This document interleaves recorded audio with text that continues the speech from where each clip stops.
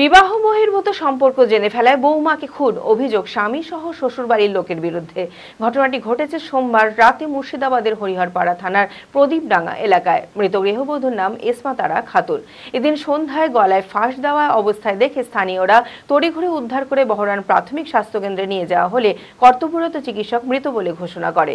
মঙ্গলবার ময়নাতদন্তের জন্য মুর্শিদাবাদ মেডিকেল কলেজ হাসপাতালে মর্গে পাঠানো হয় মৃতদেহকে। মানসিক স্বাস্থ্যের জন্য সবার আগে যে নামটি মনে ভেসে ওঠে সুস্থ মনের ঠিকানা মনোবীক্ষণ।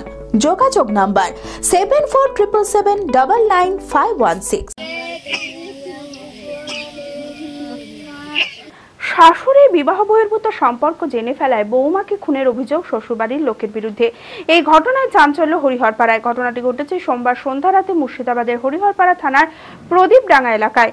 মৃত গৃহবধূর নাম এসমা তারা খাতুন, বয়স 19। পরিবার সূত্রে জানা যায় বছর দুয়েক আগে হরিহরপাড়ার প্রদীপডাঙ্গা এলাকায় সঞ্জীব মণ্ডল নামে এক যুবকের সঙ্গে তার বিয়ে হয় এবং তাদের 1 বছরের একটি সন্তানও আছে। সঞ্জীব মণ্ডল পেশায় গাড়ি চালক। এদিন সন্ধ্যা রাতে গলায় ফাঁস দেওয়া অবস্থায় দেখে স্থানীয়রা। তড়িঘড়ি উদ্ধার করে বহরান প্রাথমিক স্বাস্থ্যকেন্দ্রে নিয়ে যাওয়া হলে কর্তব্যরত চিকিৎসকরা মৃত বলে ঘোষণা করেন। এই ঘটনায় পরিবার সহ এলাকা জুড়ে নেমে এসেছে শোকের ছায়া। মৃত গৃহবধূর মা জানান, গত শনিবার বাবার বাড়ির শহর বাসা থেকে শ্বশুর বাড়ি গিয়েছে।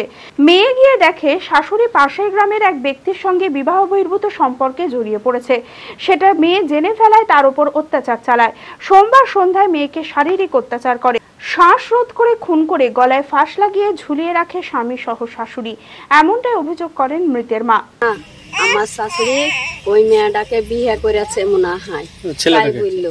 হ্যাঁ, বিয়ে করুকা না যেমন তাই করুকা, তুমি কোনো কথা বলবা না মা। তুমি তোমার স্বামীর ভাত খাবা, আপন রান্না বাড়বা খাবা, ও যেখানে মন সেখানে যাকা। তাই হ্যাঁ, জেনে ফেলাইছে আমার বেটি ফাঁস করে দিবে বলে আমার বেটিকে থুইয়া গেছিল আমার কাছে। 7টার সময় ফোন করছি, করে বলছি আমার সাজিব গো, তাই বলছি। তখন একটা মেয়ে ছেলে ধরছে, কেডা মেয়ে আমি চিনি না। তখন আমি বলছি কেডা গো তুমি? তাই বলছি আমার সাজিব কই, আমার বেটি কই? তা বলছি। তখন উঠে বলছে আপনি কেডা? তাইছে তো তুমি কেডা বলো আমাকে, আমি এসমার যা হই তাই বলছে। তখন পাঞ্জরকার মেয়েকে শুধাচ্ছে, আমি কি বলবো এসমার মা ফোন করেছে, এসমার মাকে কি বলবো আমি? তাই বলছে। তখন ও বলছে আমি কি বলবা গো, আমার বেটি কি করেছে গো? তাই বলছি আমি। দিয়ে তখন বলছে আপনার মেয়ে গলায় দড়ি দিয়েছে গো। তাই বললো, দিয়ে বললো যে বাড়িপাড়ার হাসপাতাল নিয়ে গেছে।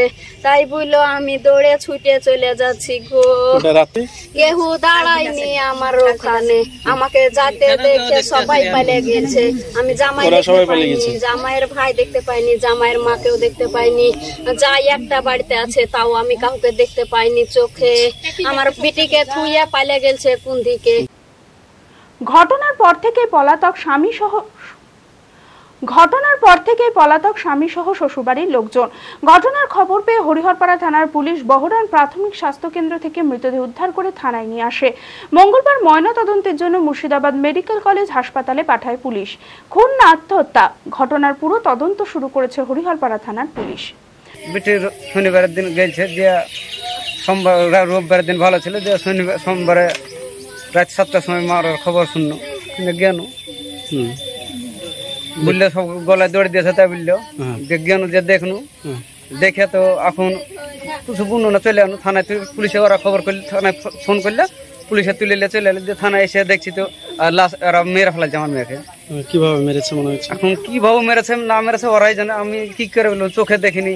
গলা টিপে মেরেছে কি এখন মেরে ঘুষি মেরে ইট মেরে কি করে মেরেছে ওরাই জানে। হ্যাঁ, দাগ তো আছে বলছে, সব দেখছি পিঠে মিঠে এগুলো না সব দাগ পড়ে আছে, পায়ের লোক খাম হয়েছে, গলা টিপে ধরেছে। কারা মেরেছে এটা? ওটা ওই ছেলের বাপ, ভাই আর এক মামু হচ্ছে ওই মেয়েটার ভালোবাসা, আর ওর ভাই আর ভাইজ ওর মা, ওরাই শাশুড়ি সম্পর্ক আছে। এবার বিটিতে যে বুঝিলিয়েছে কি এখন কি করেছে বিটিতে জানে, ওই ধরে ওরা মেরে ফেললো। জামাই আগে অত্যাচার করেনি, এখন শাশুড়ি পাল্লায় পড়ে এখন মেরে ফেলতে পারে আমার বিটিকে, জামাইও মেরেছে। হরিহরপাড়া থেকে রাকিবুল ইসলামের report, TV 24 Bangla. Leela hospital, a multi-speciality hospital, 24 ঘন্টা ইমার্জেন্সি পরিষেবা। লীলা হসপিটাল, বহরমপুর, মুর্শিদাবাদ।